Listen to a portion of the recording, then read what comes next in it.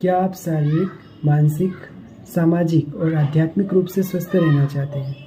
तो अपने नज़दीकी होम्योपैथिक चिकित्सक से सलाह लीजिए, उनसे संपर्क कीजिए। आज विश्व होम्योपैथी दिवस पर मैं आपको बताऊंगा कि जो होम्योपैथी है वह एक वैज्ञानिक पद्धति है जो कि प्रकृति के नियमों पर आधारित है। होम्योपैथी के बारे में ये कहा जाता है कि ये क्रॉनिक बीमारियों में बहुत अच्छा काम करती है, लेकिन ऐसा नहीं है। ये आपकी जो अचानक से होने वाली समस्या है, एक्यूट प्रकार की जो बीमारियां हैं, उनमें भी बहुत अच्छा काम करती है। इनमें भी इसके काफ़ी अच्छे रिजल्ट देखे गए हैं।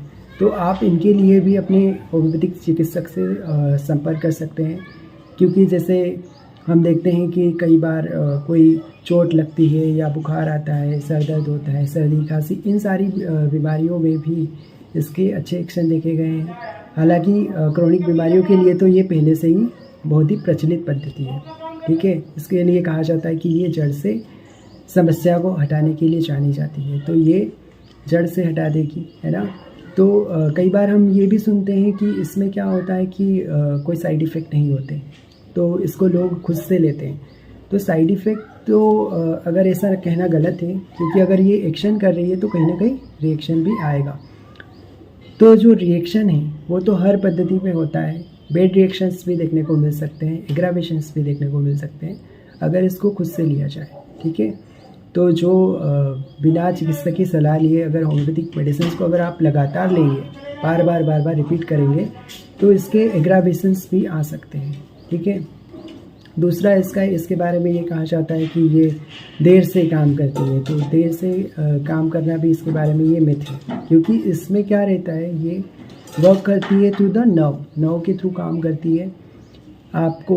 तो जो नर्व का ट्रांसमिशन है, नर्व के थ्रू इम्पल्स का ट्रांसमिशन है, वो बहुत ही ज़्यादा फास्टर होता है, ठीक है। तो इसीलिए ये सबसे ज़्यादा फास्ट काम करती है। अन्य पद्धतियों की तुलना में ये इसका एक्शन और भी ज़्यादा फास्ट रहता है, तो ये चीज़ हो गई। इसके अलावा इसके बारे में ये कहा जाता है कि प्लासिबो इफेक्ट। तो अगर जिसको ये लगता है कि ये प्लासिबो है, तो इसकी लोअर पोटेंसियों को या कोई भी मेडिसिन को रिपीट कर करके देख सकता है कि उसमें किस तरीके से सिम्टम्स आने लगेंगे। तो प्रूविंग जो हुई है, प्रूविंग करके आके देख सकता है कि कोई एक्शन नहीं होता, तो वो चेक कर सकता है। इसके अलावा वैज्ञानिक पद्धतियों की सहायता से भी इसको प्रमाणित किया गया है कि इसमें एक्शन रहता है, कि प्लासिबो इफेक्ट नहीं है। तीसरा ये कहा जाता है कि ये वैज्ञानिक पद्धति नहीं है, तो इसके लिए आपको इसकी बेसिक फिलोसफीज़ के बारे में पता होना चाहिए कि ये किस तरीके से केमिस्ट्री, फिज़िक्स, है ना, यूनिवर्सल लॉज पर बेस्ड है, कोई भी नेचर लॉ पर बेस्ड है और फिक्स प्रिंसिपल पर बेस्ड है, ठीक है। इसकी हारमोनी बनी हुई है अदर लॉज के साथ, ठीक है। तो जो दूसरे प्रकृति के जो नियम हैं, उनके साथ इसकी हारमोनी है, सामंजस्य बना के चलती है।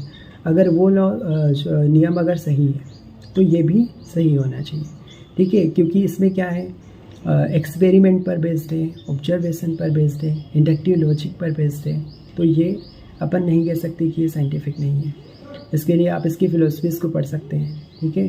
और पहले आप खा के तो देखिए, तब तो आपको पता चलेगा कि काम करती है कि नहीं करती। अक्सर कई लोग बोलते हैं कि काम नहीं करती, तो वो लोग होते हैं जिनने इसका असर नहीं देखा है। जिसका सेवन किया है वो तो इसके प्रभावों को जानते ही हैं, ठीक है। तो आप भी इसका उपयोग कर सकते हैं बच्चों के केसेस में, वृद्ध लोगों के केसेस में, और भी कई सारी बीमारियों में इसका यूज़ कर सकते हैं। महिलाओं की समस्या है, किशोरी अवस्था में, उसके अलावा प्रेगनेंसी में, चाइल्डहुड में, है ना। तो सारे केसेस में, क्रॉनिक बीमारियों में, इवन इमरजेंसी में भी इसके अच्छे एक्शन देखे गए। तो जो क्रॉनिक बीमारियाँ है, लाइलाज बीमारी, इसमें भी इसका अच्छा एक्शन है।